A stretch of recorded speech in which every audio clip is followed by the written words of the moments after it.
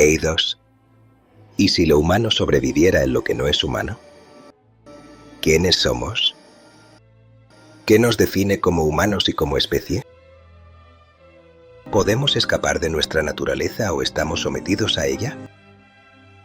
¿Son nuestros instintos los que condicionan nuestros comportamientos? Una certeza inquietante: si mantenemos nuestra naturaleza nos acompañará. Una distopía futurista que dialoga con la novela filosófica y la ficción especulativa para lectores de distopías y novelas reflexivas. Eidos, la nueva novela de ciencia ficción filosófica de Felden Barrett, disponible en Amazon.